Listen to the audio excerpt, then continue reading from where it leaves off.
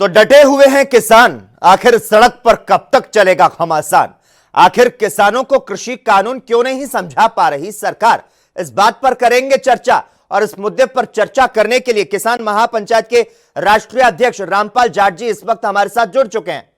रामपाल जाट जी, किसान कह रहे हैं कि हमारी आवाज सरकार तक नहीं पहुंच रही है।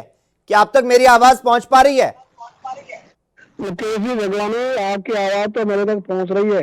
रामपाल जी, आपको नहीं दिक्कत लगता यह है, कि आप ही मध्यस्थता कर लेते, आप ही बीच में आ जाते सरकार और किसानों के बीच में बात करने के लिए?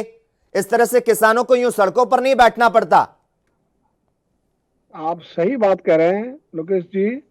अभी सरकार की जब तक नीयत ठीक नहीं हो हम्म। तब तक कोई समाधान होगा, इसकी संभावना सदैव कम रहती है। हम्म। और मुकेश जी, हमें एक अनुभव है 2016 का। हम्म।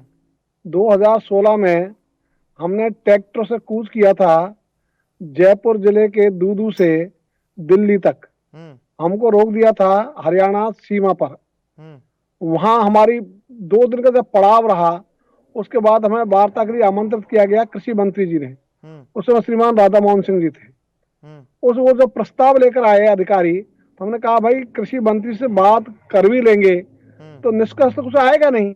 यदि वार्ता होगी तो हमारी होगी प्रधानमंत्री स्तरीय वार्ता। अच्छा। और उन्होंने ये कहा कि भाई हम तो इसमें नहीं कर सकते, वो हम्म। वापस चले गए। हम शाम तक बैठे रहे, हम्म। हरियाणा पुलिस और राजस्थान पुलिस से घरे बैठे रहे। हम्म। हम अड़िग रहे हमारी बात पर। हमने कहा वार्ता होगी तो जो नीति निर्माता है हम्म।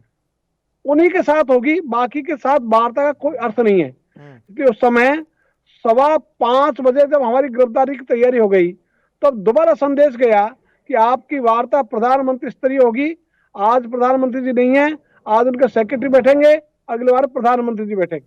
हम्म। और ये 25 दिसंबर 2016 को जो वार्ता हुई, उसका एक पत्र तो आया, लेकिन मुद्दे तो यही थे, जहां के वही हैं। उसमें कोई सुधार नहीं हुआ। यदि उन मुद्दों पर सरकार उस वार्ता में जो सहमति हुई 1 घंटे 31 मिनट में, हम्म। उस पर कार्रवाई कर लेती हम्म। तो आज किसानों को सड़क पर उतरने की आवश्यकता ही नहीं थी। हम्म। पहली बार ही वो हुई थी प्रधानमंत्री स्तरीय वार्ता प्रधानमंत्री कार्यालय में। हम्म। उसके अलावा कोई वार्ता प्रधानमंत्री स्तरीय हुई नहीं। हम्म। इसलिए ये जो मुद्दे हैं वही मुद्दे हैं जिनको हमने 2016 में लड़ा।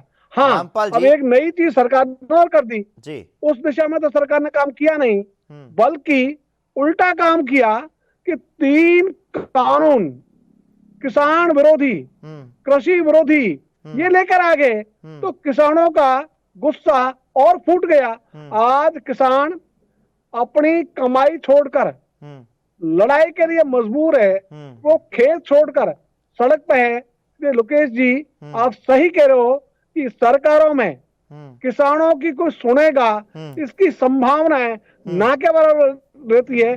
और अब नहीं, कोई भी दल की सरकार रह गई, लगभग हर दल की सरकार की स्थिति यही रहती है। हम्म। जब तक वो सरकार में नहीं आते हम्म। तब तक वो किसानों की पैरोकार ऐसे रहते हैं जैसे इनसे बढ़िया कोई हमारा पैरोकार ही नहीं है। हम्म। और जैसे वो सरकार में आते हैं तो पलटा खा जाते हैं और फिर भाषा बदल जाती है। जो सरकार में थे वो बोलते हैं किसानों को भड़काया जा रहा है, हम्म। जो सरकार में नहीं है वो बोलते हैं किसानों की मांग माननी चाहिए। तो पहले जो काम बीजेपी करती थी आज कांग्रेस कर रही है, जो काम पहले कांग्रेस करती थी आज बीजेपी कर रही है। तो दल बदले हैं, सरकारें वही हैं, सरकारों का चरित्र वही है, उसमें कहीं कोई अंतर नहीं आया। कि मैं कहना चाहूंगा, जब तक सरकारों की नीति जी। कृषि और किसान के हित में नहीं होगी, हम्म। जब तक किसान केंद्रित कृषि आधारित विकास का प्रारूप नहीं होगा, हम्म। तब तक यह रवैया हम्म। इसी ढंग से चलेगा। इसमें कोई अंतर आने वाला नहीं है लोकेश जी। इसलिए मुझे तो अच्छा लगता है कि कम से कम आप इन विषयों को तीखेपन से रख रहे हो, जी। प्रभावी ढंग से उठा रहे हो और लोगों तक इन बातों को पहुंचा रहे हो। ये अच्छी बात है। आप इसके लिए धन्यवाद के पात्र हैं लोकेश जी दगवानी। रामपाल जी, नए कृषि कानूनों के विरोध में किसानों ने दिल्ली को घेर रखा है और आरोप यह भी है कि सरकार जो है कॉरपोरेट घरानों को फायदा पहुंचा रही है। सरकार आज किसानों के साथ वार्ता करेगी, क्या लगता है आज निकलेगा विवाद का हल?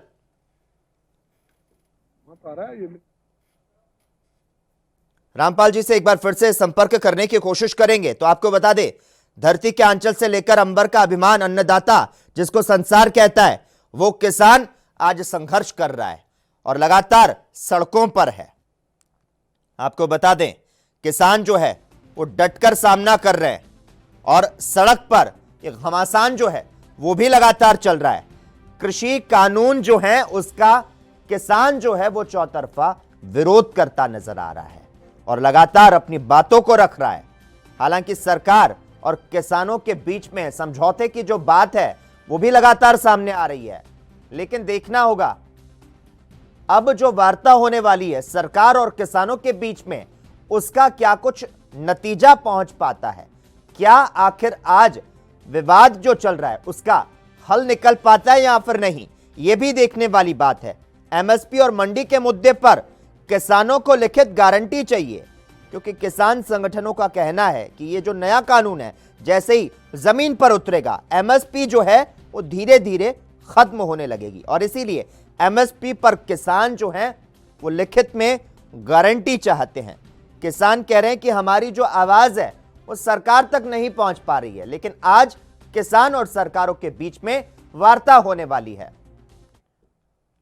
और इस मुद्दे पर हमारे साथ मेहमान जुड़ चुके हैं रामपाल जाट जी। रामपाल जाट जी, नए कृषि कानूनों के विरोध में किसानों ने दिल्ली को घेर कर रखा है और आरोप यह है कि सरकार कॉर्पोरेट घरानों को फायदा पहुंचा रही है। सरकार आज किसानों के साथ वार्ता करेगी, राजनाथ सिंह भी इसमें आगे आए हैं। क्या लगता है आज विवाद का हल निकलेगा? लोकेश जगवानी जी जी, रामपाल जी आप अपनी बात को रखिए। ऐसी है कि उसमें संभावनाएं कम है। उसका कारण है कि सरकार किसी भी पार्टी की रही हो, इनकी जो नीतियां हैं जी वो धन्ना सेठों के पक्ष में रहती है, किसान के पक्ष में नहीं रहती। आज भी किसान केंद्रित कृषि विकास का मॉडल वो देश में नहीं है। आज भी जो पूंजी है, पूंजी से पूंजी कैसे कमाई जाए, बड़ा पूंजी वाला ज्यादा पूंजी वाला कैसे बने, इस पे विचार होता है। तो मैं एक उदाहरण देना चाहूंगा। अभी एक सर्वे आया, उसमें हमारे एक ही धन्ना सेठ की आय एक दिन की 456 करोड़ है और हम तो कह रहे हैं हमसे 456 ही दे दो जी। तो हमारे लिए तो 456 रुपए प्रतिदिन आय की व्यवस्था भी नहीं है। उनके लिए 456 करोड़ रुपए एक दिन में आय की व्यवस्था है और ये आय बिना सरकार के संरक्षण और सहयोग के असंभव है। इसलिए सरकारें काम करती है धन्ना सेठों के लिए और एक पवित्र गठजोड़ बन गया धन्ना सेठों का, अधिकारियों का और राजनेताओं का। ये जो अपवित्र गठजोड़ है, ये अपवित्र गठजोड़ किसान तक बात आने ही नहीं देता। किसान उसके केंद्र में होता ही नहीं। तो आज भी यदि ये नीतियां बदलने की बात करेंगे तब तो आगे कोई परिणाम आएंगे, वरना ऐसी वार्ता तो 2016 में प्रधानमंत्री स्तरीय 1 घंटा 31 मिनट की हमारी पहले हो चुकी किसान महापंचायत की 1 घंटा 31 मिनट में जो सहमति बनी, इसको भी 4 साल हो गए। 25 दिसंबर को वार्ता हुई थी 2016 को और 25 दिसंबर की बजाय आज 1 दिसंबर हो गया है। इसलिए बात जहां थी वहीं पर है। ठीक है, इसलिए किसानों को एक बार मैं आपको यहाँ पर रोकना चाहूंगा। लगातार आप हमारे साथ जुड़े रहिएगा। एक और किसान नेता इस वक्त हमारे साथ फोन लाइन पर जुड़ चुके हैं, राजीव शर्मा। बहुत बहुत स्वागत है आपका एनबी न्यूज में। राजीव जी, नमस्कार जी। अगर किसानों और सरकार के बीच में समझौते की बात आती है तो आपसे जानना चाहेंगे आखिर कैसे बात बन सकती है, और अगर ये कानून किसानों के हित में है तो फिर विरोध क्यों हो रहा है? सर, अगर किसानों के हित में ये होता तो विरोध क्यों करते सर? अब आपके मीडिया वालों ने ही कैलकुलेशन की है, लगभग 96,000 ट्रैक्टर हैं, 1 करोड़ किसान इस प्रोटेस्ट में लगा हुआ है। तो क्या 1 करोड़ में से कोई भी समझदार नहीं है सर? सारे के सारे बेवकूफ है क्या सर? जब बात अपने हितों पे आती है ना, तब बंदा मरने और मारने के लिए तैयार होता है, नहीं तो वरना क्या जरूरत थी। इतने हम एक्टिव कहाँ, हम तो दिल्ली में बढ़ते हुए घबराते थे। और आज ये सरकार की नाकामियां हैं कि ना तो हमें टोल से भी छूट मिल गई, क्योंकि वो जानते हैं हम सच्चे हैं। और जिस तरह से आपने यहां पर बात कही कि मरने और मारने के लिए भी किसान जो है इस वक्त में तैयार है। जो पहले किसान दिल्ली जाने से डरते थे, वो अपनी हुंकार को लगातार, अपनी आवाज को बुलंद कर रहे हैं। किसानों पर यह भी आरोप लगते रहे कि हरियाणा, पंजाब और पश्चिमी उत्तर प्रदेश में यह आंदोलन क्यों ज्यादा एक्टिव है, दूसरे राज्यों में विरोध क्यों नहीं हो रहा है? सर, अब 2 ही स्टेट हैं जिनमें एमएसपी बचा हुआ है, बाकी एमएसपी कहाँ है? बिहार में 900 रुपये जीरी बिकती है, धान बिकती है सर। अगर एमएसपी टूट गया तो कौन पूछेगा? अब की बार एक महीना किसानों की पेमेंट लेट हुई, और 2% के हिसाब से अगर कोई 5 लाख की भी फसल गिरता है तो 1 महीने का 10,000 रुपये ब्याज बैठता है सर। तो 10,000 रुपये ब्याज क्या गवर्नमेंट देगी हमें? इसका सीधा मतलब यह निकलता है कि किसान को बाजार द्वारा तय की गई दर पर अपनी फसल बेचनी होगी, और जब ऐसा होगा तो किसान की आय आखिर कैसे बढ़ेगी? प्रधानमंत्री ने तो ऐलान किया है कि 2022 तक किसान की आय जो है वो दोगुनी कर दी जाएगी, और खेती जो है वो वैसे भी किसान के लिए लगातार घाटे का सौदा बनती जा रही है। सर, ये जो एसी में स्कीम बन रही है ना, इनसे थोड़ा कोई लाभ होगा? जमीनी स्तर पर देखो भी, हाँ ये क्या लागू होता है। रामपाल जाट जी, मैं आपके पास आना चाहूंगा। रामपाल जी, सरकार आज किसानों के साथ वार्ता करेगी और बातचीत के नतीजों पर लोगों की जो निगाहें हैं वो टिकी हुई है। क्या लगता है आज किस तरह से विवाद का हल निकलेगा? सरकार की ओर से आज वार्ता के लिए निमंत्रण दिया गया है, क्या इससे अब किसान खुश हैं?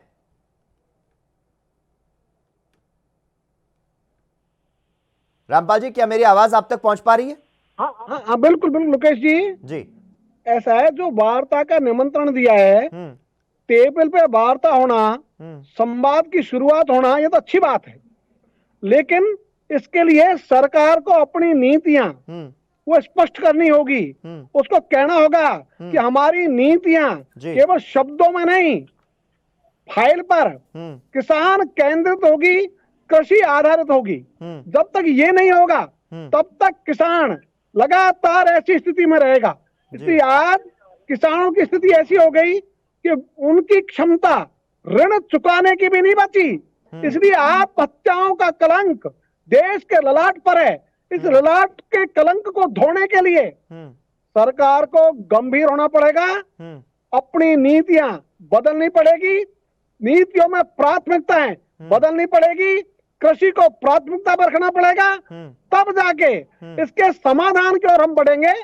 हम तो आशा करेंगे कि आज की वार्ता में यदि नीतियों में परिवर्तन शुरू होता है और इस परिवर्तन का आगाज जो तीनों कानून है इनको वापसी से होता है, तो एक अच्छी बात होगी, एक सकारात्मक कदम होगा, और आगे किसानों का विश्वास बनेगा कि हाँ चलो सरकार आगे किसानों के पक्ष में कोई फैसला करने के लिए गंभीर दिखती है। यदि ऐसा हुआ तब तो ठीक है, वरना तो मैं जो कह रहा था 2016 में हमारी प्रधानमंत्री स्तरीय वार्ता हुई, राजस्थान से आंदोलन उठा 10 साल पहले एमएसपी की खरीद का।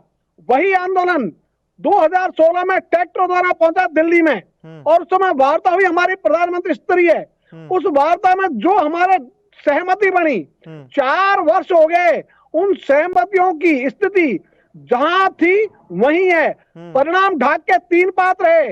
इसलिए वार्ताएं होना एक बात है, वार्ताओं के जो सहमति हो उनकी क्रियान्विति दूसरी बात है। पहली बात तो सहमति हो, उसके बाद में क्रियान्विति हो, और सहमति में भी सारी नीतियों में स्पष्टता हो। और सब हमने यही किया था, 1 घंटा 31 मिनट प्रधानमंत्री जी ने अपने सेक्रेटरी को बैठाया और उसके साथ सहमति हुई। उन्होंने हर चीज का कहा तुम सही हो, तुम सही हो, तुम सही हो, तुम सही है, तो अब तक 4 वर्षों में किया क्यों नहीं? इसलिए ये जो सरकार की नीयत है इसमें सदाई प्रश्न चिन्ह उठते हैं, क्योंकि सरकारें जो बड़े पूंजी वाले हैं उनके पक्ष में खड़ी रहती है। मैं जो कह रहा था, देश में एक है पवित्र गठजोड़ बन गया धन्ना सेठ, राजनेता और अधिकारी तंत्र। इन तीनों के पवित्र गठजोड़ के कारण से ये सारे निर्णय होते हैं बड़े पूंजी वालों के पक्ष में, और जो छोटे हैं, जो बड़े पूंजी वाले नहीं है, चाहे वो किसान हो, चाहे मजदूर हो, चाहे गरीब उपभोक्ता हो, उन सब की तो जेबें काटी जाती है, उनकी जेबों पर डकैती दी जाती है। इसलिए एक शेर मैं आपको बताता हूं जो मैं व्यक्त करना चाहूंगा, जो एक शायर ने व्यक्त किया।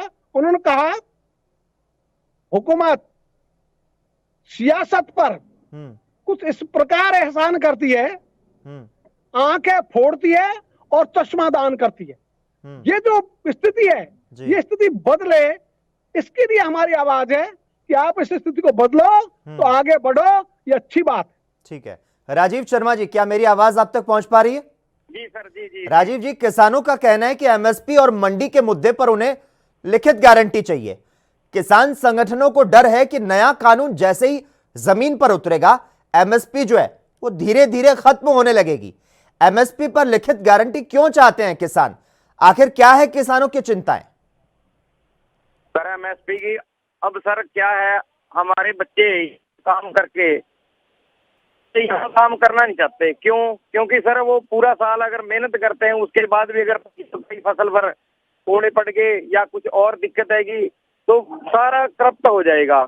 यहाँ तक कि जो इनकी इंटरनेट पे आप सर्च करेंगे कि contact number of the finance insurance company of agriculture, तो आपको एक सुंदर फाइनेंस कंपनी के नाम से उसमें मिलेगा, और उसका कहीं ऑफिस भी नहीं है। आप उसको डायरेक्टली कॉल नहीं कर सकते, उनका एक टोल नंबर है, आप टोल नंबर पर फोन करो, चाहे वो आपसे कांटेक्ट करेंगे, जब चाहे आपसे कांटेक्ट ना करे। कोई ऑफिस भी नहीं है, बिना मर्जी के पैसे बैंक में से किसान के काट लिए जाते हैं इंश्योरेंस के नाम पे, और उसमें से इंश्योरेंस की पॉलिसियां ऐसी, अगर 70% काम करेगा तब आपको मुआवजा मिलेगा, अगर 80% आपकी गांव की फसल तबाह होगी तब आपको मुआवजा मिलेगा। जब प्रीमियम भर दिया तो इस तरह की शर्तें लगाने का क्या काम है? राजीव जी, तो इस तरह की प्रधानमंत्री नरेंद्र मोदी ने अपने संबोधन में कहा है कि देश में इन दिनों एक अलग ही ट्रेंड जो है वो देखने को मिल रहा है। पहले यह होता था कि अगर सरकार का फैसला किसी को पसंद नहीं आता था तो उसका विरोध होता था, लेकिन पिछले कुछ समय से आतंक और भ्रम को फैलाकर उसके इसका आधार बनाया जा रहा है। वहीं कई सरकार के नुमाइंदे जो हैं वो ये भी कहते हुए दिखाई दिए कि लाखों करोड़ों किसान जो हैं वो दिल्ली में शांतिपूर्ण प्रदर्शन कर रहे हैं, लेकिन उन्हें आतंकी बोला जा रहा है। इस पर आप क्या कहेंगे? सर, अगर हम आतंकी होते तो क्या हमें जनता सहयोग करती? हमें सर जनता का इतना सहयोग मिल रहा है क्योंकि वो हमारा दर्द जानते हैं। ये तो जो है, इतना शांतिपूर्वक आंदोलन हमने किया है, पिपली बॉर्डर से लेके अम्बाड़ा की उत्तर बॉर्डर से, पिपली बॉर्डर से कहीं भी अगर हमने हाथ उठाया हो, हल्ला हुल्लड़ किया हो, हमारे किसी बच्चे ने भी, हमने तो वहीं से कहा था कि हमें 4 लाइन की बजाय 1 लाइन दे दो, और हम डिसिप्लिन तरीके से आपके दिल्ली पहुंच जाएंगे और वहां प्रोटेस्ट करेंगे। सर, ये जो जाम लगा है ये सरकार की वजह से लगा है, हमने कोई जाम नहीं लगाया।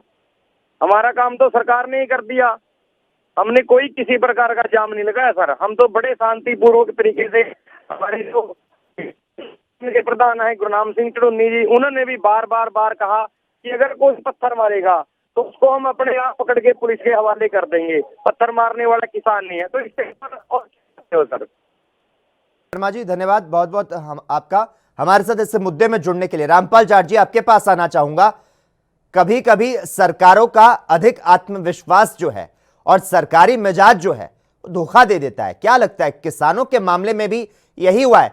सरकार के रणनीतिकार किसानों की चिंता को समझने के बजाय क्या इसे विपक्ष और खासकर कांग्रेस द्वारा उन्हें भ्रमित करने का आरोप लगाकर लक्ष्य साधने की रणनीति में जुट गए, लेकिन उनकी यही रणनीति जो है वो केंद्र सरकार के लिए बड़ा सिरदर्द बनने जा रही है? क्या मानते हैं आप? लोकेश जी, आपका निष्कर्ष तो सही है, आप जो प्रश्न रख रहे हैं वो सही है। इसलिए मैं इतना कहना चाहूंगा कि सरकारें जैसे ही बदलती है, पार्टी दूसरी आती है, वैसे ही उन पार्टियों की भाषा भी बदल जाती है सरकारों में आने के साथ ही। जो बीजेपी राज में आने के पहले किसानों को न्यूनतम समर्थन मूल्य की गारंटी की खरीद की बात करती थी, खरीद की गारंटी के कानून की बात करती थी, वो सरकार में आते ही उल्टा हो गया। पहले कांग्रेस कहती थी कि जी। भाजपा किसानों को भड़का रही है, अब भाजपा कह रही है कांग्रेस किसानों को भड़का रही है। अरे भाई, किसान भी अन्न खाता है, उसमें भी कुछ समझ होगी। जी। ये बीजेपी और कांग्रेस ही किसान को चलाएगी क्या? इसलिए ये जो ट्रेंड है, ये ट्रेंड ही इसलिए है कि लोगों को भटकाया जा सके, उनका ध्यान बांटा जा सके। तो सरकारें काम करती है मूल मुद्दों से ध्यान हटाने का, और मूल मुद्दों से ध्यान हटाने के लिए कभी किसको आतंकी कहती है, कभी किसको गाड़ी देती है, कभी किसानों पर आरोप लगाती है। तो हमारा तो कहना है भाई, ये आरोप प्रत्यारोप की भाषा छोड़ो ना, आप सीधा किसान की दर्द को समझने की कोशिश करो ना जी। तो वो किसान के दर्द को जानते तो हैं, समझना नहीं चाहते। इसलिए उनको पता है कि आज भी किसानों को जो केंद्र सरकार न्यूनतम समर्थन मूल्य घोषित करती है वो प्राप्त नहीं होता है। इसलिए किसानों ने कहा कि भाई आप हमें इसका वैधानिक अधिकार दे दो, और वैधानिक अधिकार मिलता है कानून बनाने से। इसलिए यदि सरकार गंभीर है तो इसके मामले में कानून बनाए। और मैं ये भी जोड़ना चाहूंगा इसमें, 8 अगस्त 2014 को लोकसभा ने एक निजी विधेयक को न्यूनतम समर्थन मूल्य पर खरीद की गारंटी के लिए सर्वसम्मति से विचारार्थ स्वीकार किया था। उस विधेयक को 6 वर्ष हो गई। यदि सरकार की नीयत सही होती, सरकार चाहती, तो अब तक वो कानून बन जाता, और वो कानून बन जाता तो आज किसानों को सड़क पर नहीं आना पड़ता। लेकिन सरकार तो उल्टा काम करती है, किसानों का नाम लेकर लाभ पहुंचा दिया पैसे वालों को। अभी भी सरकार जो आर्गुमेंट दे रही है, इसी ढंग के तर्क दे रही है, ये सब काम कर रही है धन्ना सेठों के लिए और भला बता रही है किसानों का। इसलिए ये सरकारों का रवैया 1991 से तो हम देख ही सकते हैं। 1991 में जब उदारीकरण की बात आई तब कहा गया उदारीकरण आया और किसान माला माल हो जाएगा। वो हमने देख लिया कैसा माला माल हुआ, आत्महत्याएं बढ़ गई।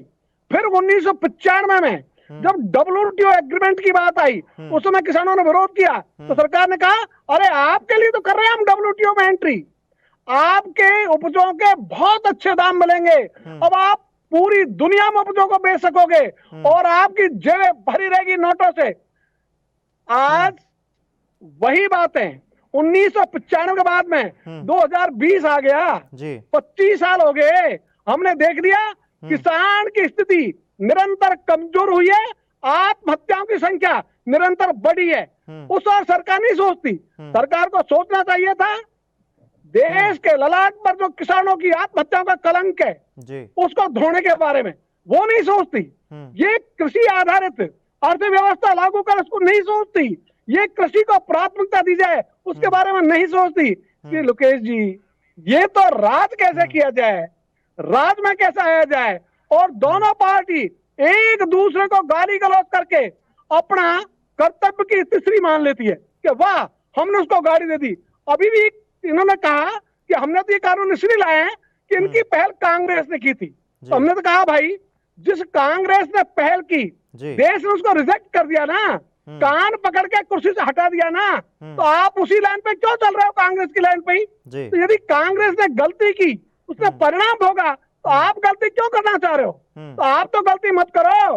आपको लोग इसलिए लाए थे दिल्ली के ही राज में कि आप कांग्रेस से हटकर नया काम करोगे, अच्छा काम करोगे, किसानों के भले के लिए काम करोगे। वो तो आपने किया नहीं। इसलिए अभी भी जो आपकी योजना है ये टंकी है जिससे किसानों की जेब तो कटती है, उसकी आमदनी नहीं होती। और आज भी जो आमदनी है, जब इन्होंने घोषणा की बजट में कि हम आय दोगुनी करेंगे किसानों की, तो पहले तो जैसा आपने कहा कि इनको यही पता नहीं था आप किसान की आमदनी मानते कितने हो जिसको दोगुना करोगे, वो तो आज तक इन्होंने नहीं कहा। और फिर उन्होंने कहा हमने इसके लिए एक समिति बना दी अशोक दलवाई की अध्यक्षता में, उसकी रिपोर्ट भी आ गई, उसका क्या परिणाम रहा, उसके बाद में क्या हुआ, कहीं कुछ नहीं। इसलिए इनको यदि करना हो जी। तो इनके पास पर्याप्त विचार है, ठीक है। पर्याप्त साधन है, पर्याप्त समय है, लेकिन ये करने की तो सोचे। इसलिए ठीक है रामपाल जी, आपको यहां पर मैं रोकना चाहूंगा। एक और मेहमान इस वक्त हमारे साथ जुड़ चुके हैं, भारतीय किसान यूनियन के प्रवक्ता धर्मेंद्र जी। धर्मेंद्र जी, बहुत बहुत स्वागत है आपका एनबी न्यूज में। जी जी, बहुत बहुत धन्यवाद, आपने समझ दिया। धर्मेंद्र जी, किसानों का यह कहना है कि एमएसपी और मंडी के मुद्दे पर लिखित गारंटी चाहिए। किसान संगठनों को किस बात का डर है? आज जो ये लगातार विवाद चल रहा है उसका हल निकालने के लिए वार्ता भी की जा रही है। नया कानून जैसे ही जमीन पर उतरेगा, एमएसपी धीरे धीरे खत्म होने लगेगी। यह आपको इस बात का डर है और एमएसपी पर लिखित गारंटी भी चाहते हैं, लेकिन किसानों को चिंताएं आखिर क्यों हैं? क्योंकि भरोसा तो दिला रही है सरकार आपको और राजनाथ खुद सरकार की ओर से अगुवाई कर रहे हैं। देखिए, भरोसा कहना अलग है, वो व्यक्तिगत बात होती है। कानून देश में एक अलग होता है, कानून से देश चलता है, किसी के बोलने से देश नहीं चलता। और आशंका ही नहीं, हमारा स्पष्ट है कि अगर ये कानून लागू होते हैं तो निश्चित रूप से मंडियां और एमएसपी टूट जाएगी। तो लिखित गारंटी की जो आप बात कह रहे हैं कि लिखित गारंटी क्यों चाहिए, तो उसका हमारा यही जवाब है कि पिछले 65 साल में पहली बार एपीएमसी एक्ट में बदलाव हुए हैं और इस बदलाव होने के कारण अब आवश्यकता पड़ी है कि एमएसपी को भी लिखित किया जाए। जब सरकार 3 कानून ला सकती है तो एक कानून और उसको लेकर आना चाहिए। और सरकार अगर इसमें आगे नहीं बढ़ रही है तो इससे बड़ा स्पष्ट है कि सरकार जो है कॉरपोरेट या ट्रेडर के बीच के मदद के लिए आगे आई है। इसका किसान से कोई लेना देना नहीं है, इसलिए हमको लिखित में गारंटी चाहिए एमएसपी। आज जो दिल्ली के विज्ञान भवन में चर्चा की जानी है 3 बजे, आपको क्या लगता है सरकार के तमाम रणनीतिकार जो है उनको किसानों की चिंता है? क्या किसानों की बात को समझना चाहते हैं या फिर एक बार फिर से लॉलीपॉप देने का काम किया जाएगा? नहीं, देखिए, 3 बजे की मीटिंग तो किसी भी चीज का जो किसी भी समस्या का समाधान वार्ता से होता है, लेकिन अगर सरकार अपना पॉजिटिव एटीट्यूड दिखाए और सरकार कुछ समझना चाहे तभी हल संभव है। अब तक की जो पिछली बैठक हुई है उसमें तो सरकार समझाना चाहती है, समझना नहीं चाहती है। दिक्कत केवल इसी बात से है कि सरकार अपनी सुनाना ज्यादा पसंद करती है और जो किसान है उनकी सुनना कम पसंद करती है, यही गतिरोध है। और अगर सरकार बिल्कुल उसकी मंशा स्पष्ट है तो सरकार को आगे आके अब तक कह देना चाहिए था कि आप आइए, बात करिए और हम कानून बनाने के लिए तैयार हैं। तो 3 बजे जो बात होगी उसका जो निष्कर्ष होगा वो सामने आएगा। मलिक जी, क्या समझा जा सकता है? क्या इसे विपक्ष और खासकर कांग्रेस द्वारा भ्रमित करने का आरोप लगाकर लक्ष्य साधने की जिस तरह से रणनीति की जा रही है, लेकिन यह रणनीति जो है क्या लगता है केंद्र सरकार के लिए कहीं ना कहीं बड़ा सिरदर्द बनते जा रही है और इसीलिए अब राजनाथ को आगे आना पड़ रहा है अगुवाई करने के लिए और सरकार और किसानों की बातचीत हो पा रही है? क्योंकि अब तक तो सरकार ने सुना नहीं, लगातार 2 महीने से चाहे हरियाणा के किसानों या फिर पंजाब के किसानों लगातार अपनी आवाज को बुलंद करते रहे, लेकिन तब तो उनकी आवाज को दबाया गया और कहीं ना कहीं हरियाणा में तो उन्हें रोकने की भी कोशिश की गई। देखिए, सरकार गलत फहमी में थी। सरकार ये चाह रही थी कि आप किसान से बात नहीं करोगे तो कुछ समय बाद आंदोलन समाप्त हो जाएगा, लेकिन सरकार की गलत फहमी है। सरकार ने किसान को छेड़ा है। देश में 55% लोग जो है खेती से अब जुड़े हुए हैं और ये पेट का सवाल है। अगर आप किसी की रोटी छीनोगे तो वो शांत नहीं बैठ सकता है। तो कमेरा वर्ग है, ये लड़ाई लड़ने से डरता ही नहीं है। तो हमारा यही है कि अभी देर आए दुरुस्त आए। सरकार को जो है बहुत ज्यादा इसमें नहीं सोचना चाहिए। और देश में जब एमएसपी सरकार डिक्लेयर करती है तो उसको कानून बनाने में दिक्कत क्या है? जब देश में एमआरपी हो सकता है, चीनी का एमएसपी मिनिमम सेलिंग प्राइस हो सकता है, तो एमएसपी क्यों नहीं लागू हो सकता? हम यही तो कह रहे हैं कि भाई लिखित में गारंटी दे कि इससे नीचे कोई व्यापार नहीं होगा, उसको जुर्म बनाए, उसमें ऑफेंस जो है उसमें क्रिमिनल ऑफेंस के दायरे में लेकर आए तो सब ठीक हो जाएगा। धर्मेंद्र जी, एक आखिरी सवाल आपसे यहां पर मैं करना चाहूंगा, अगर सरकार और किसानों के बीच में किसी तरह की कोई समझौते की बात आती है तो क्या लगता है जो हल है वो किस तरह से निकल पाएगा? देखिए, किसान की 2-3 बातें हैं। जो 3 बिल हैं उसमें जो किसान विरोधी क्लॉज है उनमें अमेंडमेंट किया जाए और एमएसपी को कानून बनाया जाए। इससे कम पे समझौता संभव नहीं है। ठीक है धर्मेंद्र मलिक जी, बहुत बहुत धन्यवाद आपका हमारे साथ इस मुद्दे पर चर्चा करने के लिए। रामपाल जाट जी, आपका भी बहुत बहुत धन्यवाद एएनबी न्यूज में अपना समय देने के लिए और हमारे साथ इस तमाम मुद्दे पर बातचीत करने के लिए। तो देश का अन्नदाता जो है वो आज भी सड़कों पर है, दिल्ली के बॉर्डर पर है, लगातार ये मांग कर रहा है। हालांकि इस बीच में एक भरोसा जरूर दिलाया जा रहा है सरकार द्वारा। राजनाथ सिंह जो है वो भी सरकार की ओर से अगुवाई करते हुए नजर आ रहे हैं। तो आज सरकार और किसानों के बीच में बातचीत होगी और देखना होगा कि आखिर क्या कुछ नतीजा निकल पाता है, क्या कुछ हल निकलता है। देश का अन्नदाता किसान लगातार सरकार से गुहार लगा रहा है और इस बीच कांग्रेस के पूर्व अध्यक्ष राहुल गांधी ने किसान आंदोलन को लेकर एक बार फिर से प्रधानमंत्री नरेंद्र मोदी पर निशाना साधा। राहुल गांधी ने सुबह ट्वीट करते हुए बिना प्रधानमंत्री मोदी का नाम लिए यह कहा कि अहंकार की कुर्सी से उतरकर सोचिए और किसान का अधिकार दीजिए। दरअसल आज केंद्रीय कृषि मंत्री नरेंद्र सिंह तोमर ने दोपहर 3 बजे किसानों को बातचीत के लिए बुलाया है और इस पर राहुल गांधी ने ट्वीट करते हुए कहा कि अन्नदाता सड़कों पर, मैदानों पर धरना दे रहे हैं और झूठ, टीवी पर भाषण किसान की मेहनत का हम सब पर कर्ज है। यह कर्ज उन्हें न्याय और हक देकर ही उतरेगा, ना कि उन्हें दुत्कार कर, लाठियां मारकर और आंसू गैस चलाकर। तो ऐसे में उन्होंने कहीं ना कहीं केंद्र की नरेंद्र मोदी सरकार पर निशाना साधा है। कांग्रेस के पूर्व अध्यक्ष राहुल गांधी ने किसान आंदोलन को लेकर एक बार फिर से निशाना साधा और ट्वीट करते हुए तमाम बातें कही है कि अहंकार की कुर्सी से उतरकर सोचिए और किसानों को उनका अधिकार दीजिए। आपको बता दें, केंद्रीय कृषि मंत्री नरेंद्र तोमर ने दोपहर 3 बजे किसानों को आज बातचीत के लिए बुलाया है और इस पर राहुल गांधी ने ट्वीट करते हुए कहा है कि अन्नदाता जो है वो सड़कों, मैदानों में धरना दे रहे हैं।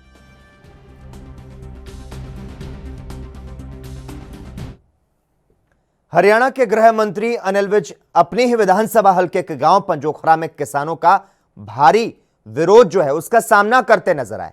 गुरु पर्व के मौके पर गुरुद्वारा पंजोखरा साहिब माथा टेकने पहुंचे अनिल विज को किसानों ने काले झंडे दिखाए और उनके खिलाफ जमकर नारेबाजी की। किसानों ने विज पर आरोप लगाते हुए कहा कि किसानों पर लाठी चार्ज और आंसू गैस के गोले गृह मंत्री के आदेश पर ही मारे गए, तो साथ ही अपने हकों के लिए लड़ने वाले किसानों को खालिस्तानी कहकर बदनाम किया जा रहा है। इस विरोध प्रदर्शन में शामिल बड़ी संख्या में सिख किसानों ने कहा कि वे सिर्फ किसान हैं, उनकी दाढ़ी और पगड़ी के कारण उन्हें खालिस्तानी कहकर बदनाम करने वाले किसी भी नेता को किसान ऐतिहासिक गांव पंजोखरा साहिब में नहीं घुसने देंगे।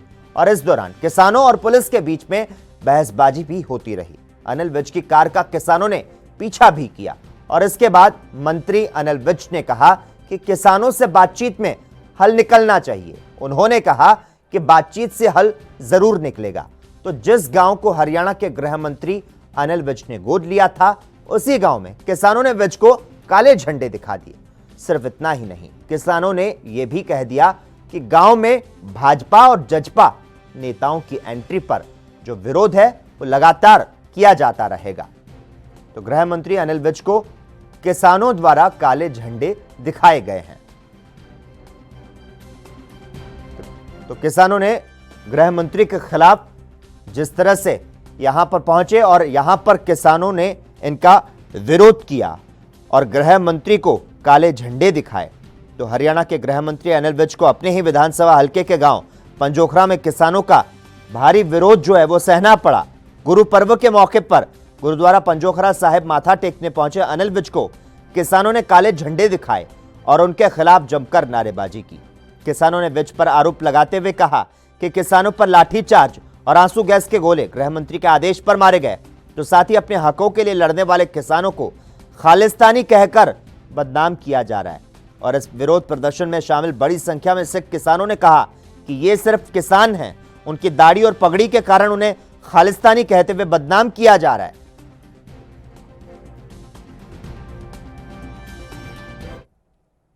कृषि बिल के खिलाफ किसानों का आक्रोश अब आंदोलन में बदल चुका है। अलग अलग राज्यों के किसान सरकार के इस बिल के खिलाफ सड़कों पर उतर आए हैं। एएनबी न्यूज ने भी किसानों के संघर्ष को बखूबी से दिखाया है। किसानों ने इस ठंड में अपनी जान हथेली पर रखकर अपनी बात रखने के लिए, अपने हक के लिए दिल्ली को घेर कर रखा है। ये इसको हमें के भी किसानों को आंदोलन कमजोर करने की रणनीति है गवर्नमेंट की, क्योंकि जब ये सारी पूरी हिंदुस्तान का एक ही मसला है, काला कानून कले उन 32 यूनियनों का नहीं, पूरे देश का है। इसलिए हम चाहते हैं जो हमारी 7 मेंबरी कमेटी थी, राष्ट्रीय कमेटी थी, उसको बुलाना चाहिए था, सबको बुलाना चाहिए था, क्योंकि हमारे उत्तर प्रदेश में वही मसला हुआ, पंजाब में वही मसला हुआ, हरियाणा में वही मसला हुआ, महाराष्ट्र में वही मसला, हमारा MSP का मसला है, वो जो काले कानून है वो सारे देश का मसला है। ने प्रधानमंत्री तो माननीय प्रधानमंत्री तो पूरी उम्मीद रखना कि जो उन्होंने साडे हक 'च फैसले भी किए ने तो कोई फैसले साडे हक तो बाहर ने, वो फैसले भी साडे मन्ने जान। साडा कोई ज़्यादा मंग नहीं है, साडी यही मंग है कि एक तो जो साडा निर्धारित मूल्य है वो सानू मिलिया जाए, तो एक साडे कोल जो राइट है कोर्ट 'च जाण दा वो साडी मंग दे विच मन्निया जाए। बाकी वो कह रहे हैं तुहाडे हक दे फैसले ने सानू मंजूर। जिथे सड़कों ते किसान भी औखे आ ते सरकारां आम पब्लिक भी औखी आ शहर दी दिल्ली दी। चाहिए मोदी साहब नूं वड्डा दिल दिखाउणा चाहिए, जे सानू मतलब धक्के ना वो काम ना करो जिहड़ा पसंद ना होवे जिमीदार नूं। तुसीं धक्के ना किसी नूं आइसक्रीम खिलाओगे उहदा गला खराब हो जाऊगा। जिमीदार ये करते आ, मोदी साहब नहीं जिमीदार करते, उन्होंने वो चाहिए जो जिमीदार चाहते हैं वो कर देना। जे उन्होंने फायदा जिमीदार नूं लगदा तो वो जिमीदार का वो काम करन, क्यों वो काम करते जिहड़ा कानून जिहड़ा जिमीदार नूं नहीं पसंद। क्योंकि हम पिछले लगातार 2.5-3 महीने से पंजाब में संघर्ष वाला चला, इन्होंने 3 बार मीटिंग बुलाया, लेकिन उसमें कोई हल नहीं निकला। हमारे को किसानों को समझा रहे हैं भी जो हमने कानून पास किए हैं ये अच्छे हैं, लेकिन एक किसान आजकल जो पढ़ा लिखा है इसको मालूम है कि ये जो हमारे मौत के वारंट है, हमारा मंडीकरण टूट जाएगा, हमारा बिजली बोर्ड टूट जाएगा, ये सानू मंजूर नहीं। देखिए जी, दुनिया के जो भी लोकतंत्र है सबसे बड़ा लोकतंत्र भारत का है। सरकारें कभी बड़ी नहीं होती, लोग बड़े होते हैं। क्यों ना सरकार मानेगी, एक ना एक दिन मोदी को मानना पड़ेगा। आप देख रहे हैं जो ऑर्डिनेंस 3 लेकर आ रहा है मोदी सरकार, वो किसानों के फेवर में नहीं है जाते जा रहे, उसमें किसानों की बहुत बड़ी लूट हो रही है। दूसरी बात करने का जो सलीका है मोदी सरकार का, एक तरफ तो वो अपना मन की बात जहाँ वैसे वो बोल रहे हैं कि जो 3 ऑर्डिनेंस हैं बहुत बढ़िया हैं, तो एक पासे जो किसान को बुलाया जा रहा है बातचीत के लिए, ऐसे प्लेटफार्म में बात करना ठीक नहीं है। पहले तो मोदी सरकार उस प्लेटफार्म पे आए बात करने के बिना शर्त से, थोड़ा बहुत उसको सोचना चाहिए। लोकतंत्र में पूरे देश की जथेबंदियां एक प्लेटफार्म बनाकर लड़ रही है, सभी अपनी अपनी तरफ से ताकत लगा रहे हैं कि ये ऑर्डिनेंस रद्द होने चाहिए, ये बिल घातक है, हमारे लिए ये बहुत मतलब कत्ल के समान है, जैसे हमारा कत्ल हो रहा हो। इसके लिए हम कहना चाहते हैं कि सरकार अभी भी जथेबंदियों में फूट डालने की कोशिश कर रही है। कुछ जथेबंदियों को बुला लिया है और बाकी को छोड़ दिया है। देश की सभी जथेबंदियां 500 से प्लस इस मैदान में लड़ रही है, जिनको मालूम पड़ गया है ये ऑर्डिनेंस देश की अर्थव्यवस्था को भी तबाह कर देंगे और लोगों की जिंदगी भी बुरी तरह तबाह करेंगे, खपतकार पूरी तरह बर्बाद होगा। हम कहना चाहते हैं मोदी जी खुद मीटिंग लें और इसके लिए देश की सभी जथेबंदियों को बुलावा दिया जाए और बड़े मन से इन ऑर्डिनेंस को रद्द करने की कवायद शुरू करके ये ऑर्डिनेंस रद्द किए जाए। जो लोगों को चीज़ नहीं चाहिए वो लोगों पे थोपनी नहीं चाहिए। हम कहना चाहते हैं कि हम जितनी देर सभी जथेबंदियों को न्योता नहीं दिया जाता, फूट डालने की जो कोशिशें वो बंद नहीं की जाती, उतनी देर हम। पंजाब के किसान बड़ी संख्या में सिंधु बॉर्डर पर डटे हुए हैं। किसान मजदूर संघर्ष कमेटी के जनरल सेक्रेटरी सरवन सिंह ने कहा कि केंद्र सरकार की तरफ से 32 किसान संगठनों को बातचीत के लिए बुलाया गया है। तो साथ ही कहा कि बातचीत जो है वो होनी चाहिए, क्योंकि बातचीत से ही हल निकलेगा। किसान मजदूर संघर्ष कमेटी पंजाब की ओर से सभी देशवासियों को बताना चाहता हूं कि कल देर रात मेरे ख्याल देर रात भी इसीलिए की गई, प्रचार माध्यमों को मालूम ना पड़े, एक चिट्ठी गवर्नमेंट से आए जिसमें 32 किसान संगठन है जो पंजाब के, उनको न्योता दिया गया बातचीत का, जिससे 30 संगठन आप सुन ही रहे हैं, 2 संगठन उनसे भी बाहर हैं, किसान मजदूर संघर्ष कमेटी, बीकेयू एकता उग्राहां। सो सभी को बुलावा आया केंद्र सरकार की ओर से। और देखिए, बातचीत होनी चाहिए और बातचीत से ही कोई रास्ता अगर केंद्र सरकार निकालती है तो अच्छी बात है। वैसे भी किसानों की मांगों के बारे में उनको मालूम है, अब फैसला उन्होंने करना है। दूसरी बात, हम जो देखें इस चिट्ठी में जो हमें आपत्तिजनक चीज़ें लगी हैं वो ये हैं कि देश के जितने भी संगठन हैं वो कहीं कम मात्रा में संघर्ष कर रहे हैं, कहीं अधिक कर रहे हैं, लेकिन सभी तो कहीं ना कहीं किसानों को मनाने की जो कवायद है वो सरकार द्वारा तेज भी कर दी गई है। लगातार बैठक हो रही है, राजनाथ सिंह, अमित शाह और नरेंद्र तोमर लगातार बैठक कर रहे हैं। अब देखना होगा जो 3 बजे बैठक होती है किसानों के साथ में, उस पर क्या कुछ हल, क्या कुछ नतीजा निकल पाता है। और फिलहाल के लिए बस इतना ही। देश और दुनिया की तमाम अहम खबरों के लिए लगातार आप देखते रहिए एएनबी न्यूज। देश दुनिया की खबरों के लिए एएनबी न्यूज को सब्सक्राइब करें और बेल आइकन दबाएं।